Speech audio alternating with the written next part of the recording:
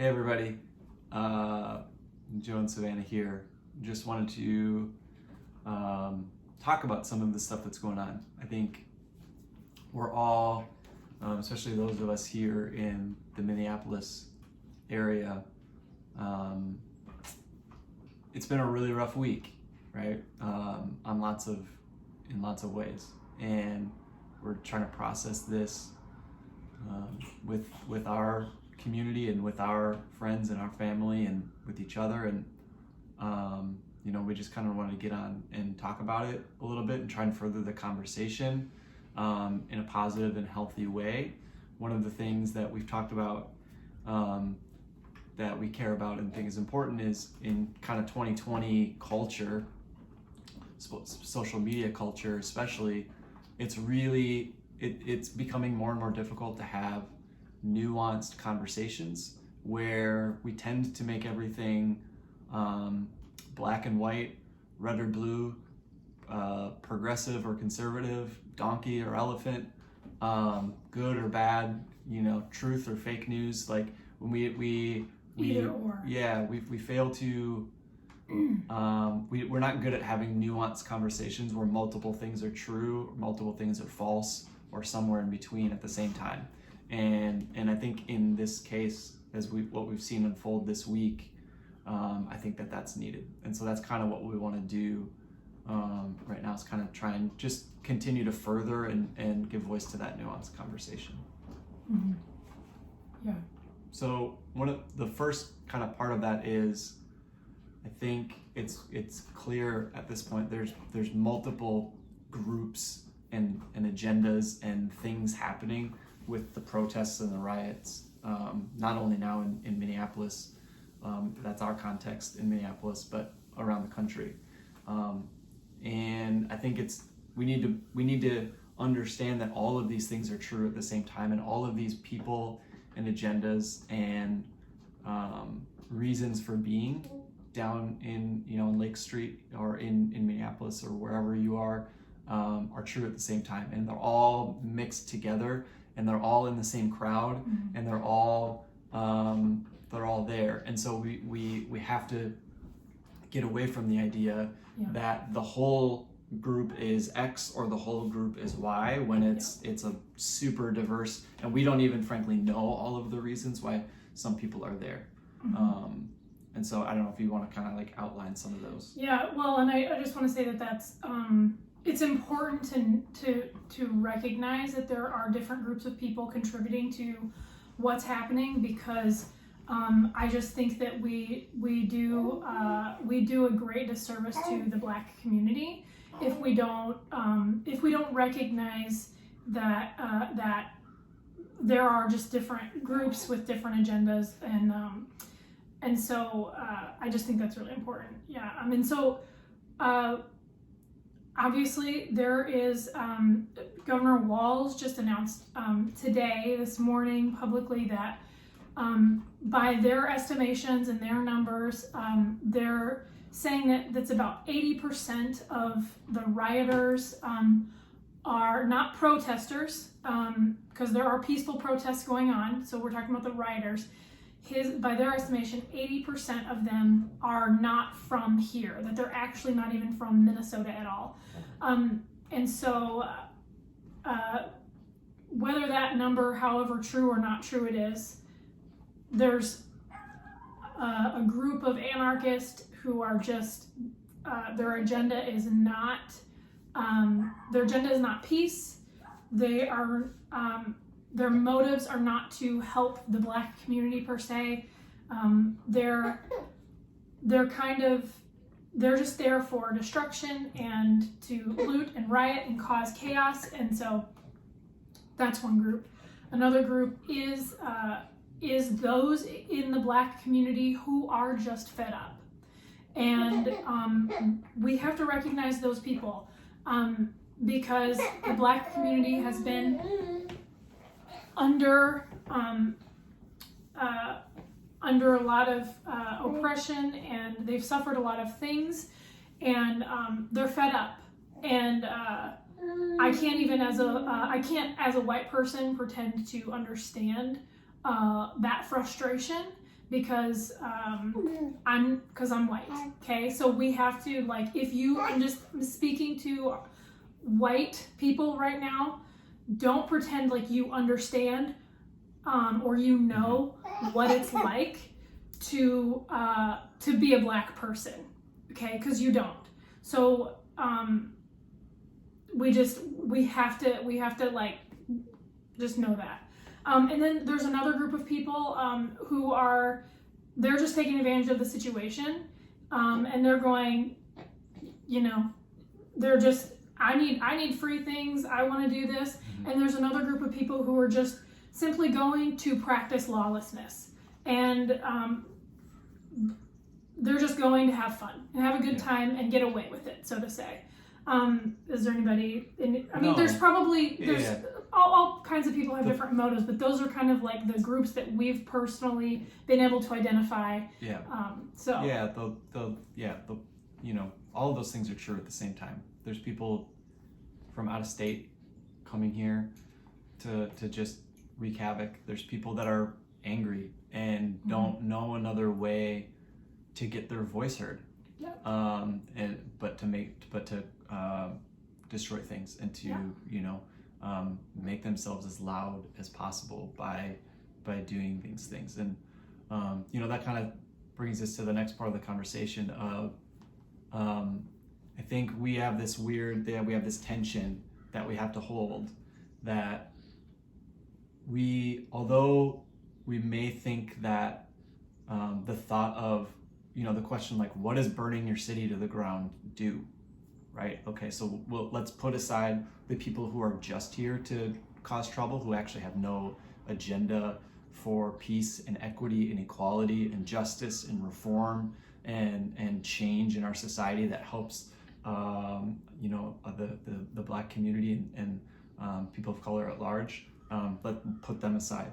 But for those who are actually in pain and angry and frustrated, and rightfully so, on all of those emotions, and are still going and destroying their city, because those people are out there.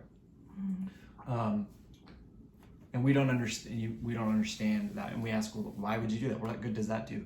I think we have to hold the tension of, like, they don't think that there's another way to get their voice heard. And so when you're in that much pain, and when you're in that much anguish, and when you're that frustrated, and when you're that disenfranchised, what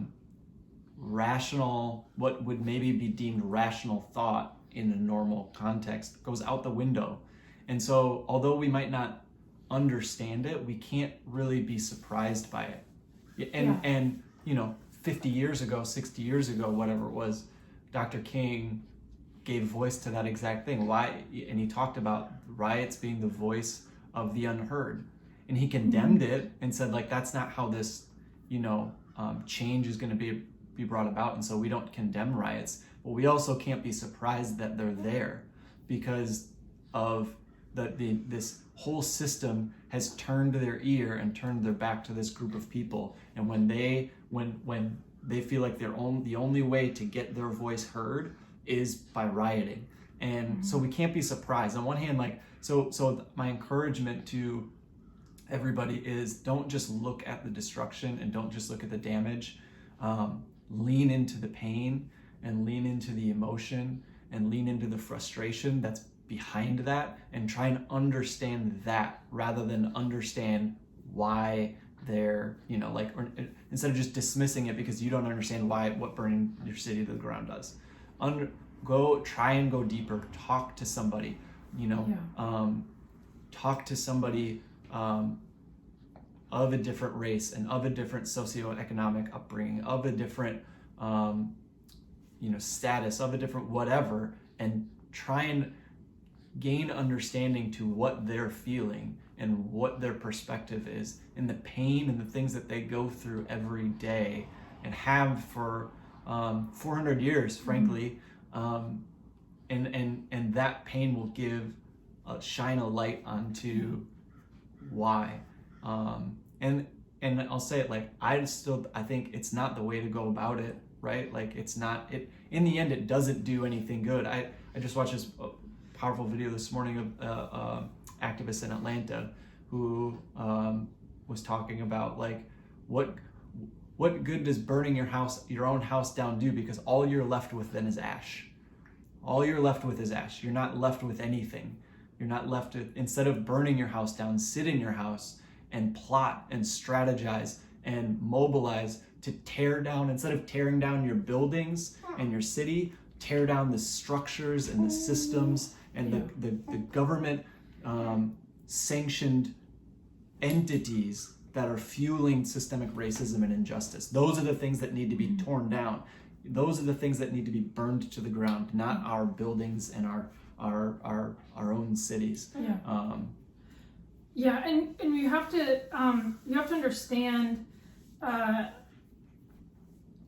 understand that it's kind of like a child when they act out is the best analogy that I can personally been able to come up with, of like the child is there when a child feels misunderstood or unheard, or they can't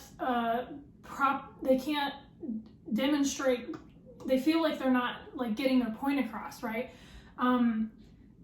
They throw fits, they flail on the floor, they throw things, they hit, they punch, they whatever.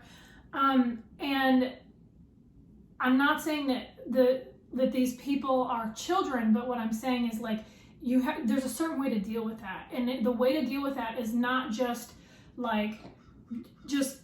punish them and just spank them or throw them in timeout or whatever. Like you have to get to the root cause, and so you have to look past the tantrum. You have to look past the outward display that's going on, and you have to go in, and you have to go deep, and you have to figure out what the problem is, because the issue is not the issue. Okay, like, and when we're what's going on right now in frankly around the nation now, the issue is not the issue. The issue of destruction and like things, that's not the issue, and that's the issue that the media is kind of putting out there, and understandably so. That's craziness. But like, we have to remember that that's not the issue. The issue here is injustice, and the issue is systemic racism. These are the issues that we have to like refocus on right now. We can't allow these riots to cloud our vision and miss the whole point of all of this. We have to remember this all started as a peaceful protest. I was there. On Monday, was it Monday? Tuesday, on the first night of protest here in Minneapolis. And it was peaceful, okay? Like there was a guy who had a gun, and he was escorted out because the people who initially started these protests were like, we're not about violence. We're not about that. If that's what you're about, leave. They said that over the microphone. They said, if that's what you're about, we don't want you here. We don't want part of that. We want peace. We want peaceful protest. And riots and protests are different things. And so what's happening right now is riots and not peaceful protests. Yeah, well, there are peaceful protests happening, but we can wrap up here. Like, I want to say, we're not about, for those of you who, like I think basically everybody largely is just feeling, I can't remember the last time I felt this much pain, frankly, this week. This has been a really hard week for me, my friends, my family, our city. It's been terrible. And to all of my Black brothers and sisters out there who may be watching this, I'm not gonna tell you how you can and can't feel, and how you can and can't respond and act in this. I'm not in any place to do that, and I that to me, that's not the point. The point is the change comes when I'm much more interested in understanding. Yeah. I want to stand with you and understand and empathize. I'm not here to tell you how to do it or how not to do it, because frankly, it seems like every way that this issue has come up in the past, the white community and the culture at large has said, well, that's not how you're supposed to do this. Mm-hmm. And so I'm not interested in telling you how you are and aren't supposed to do this. I'm not. I want to help further expose and empathize and share your stories and your pain and your frustration and your anger towards a system that is stacked against you. Yeah. It really is. And help figure out solutions in whatever small way that we can, as do our part. And so we're with you. We love you. There's nothing that I want more. I think the best way that I could put it is like, real peace is only going to come with equity and justice. Yeah. That's it. The real peace in our culture, in our communities, and our society is only going to come when we actually have equity and we have justice and we have equality and we have systems that are built for everybody, not just people of a certain race or social group or status or wealth bracket, whatever. That can't be what it is. And so we're with you. We love you.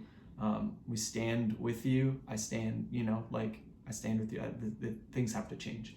And I just want to, I really want to end by saying that let us grieve the destruction that's happening in our city, but even more than that, let us grieve the injustices that have happened in the Black community and that continue to happen. Okay? That has to be the greater grief. This is one of those, like we started. This is one of those, both things are true at the same time. Yeah. I'm first of all grieving and fighting with my, with the Black community in what happened to George Floyd. And that is grief one. And I'm also grieving what's happening to my city, watching it burn to the ground. Yeah. And angry that people are doing it, because I love my city. I love being here. And both of those things are true. Yeah. And there's an order, for sure. I'm not more broken up about buildings than I am about people. People are always first. But both of those things are true. Yeah. Yeah, that's good. So that's it. We wanted to come in and try and further the conversation. We'd love to keep that conversation going. I talked with a buddy of mine on the phone for 2 hours about all this stuff last night, just trying to have positive, healthy conversation. So if you want to have those conversations, do it here. Reach out to one of us in person, on the phone, text, whatever. Like, we want to help spread those conversations, because I think that's one of the small ways that we can continue to make progress and to make sure that we're capitalizing on this moment and this frustration and this anger to make positive change, so that in the generations to come, that hopefully society is better and is more equitable than it is now. So, all right. Awesome.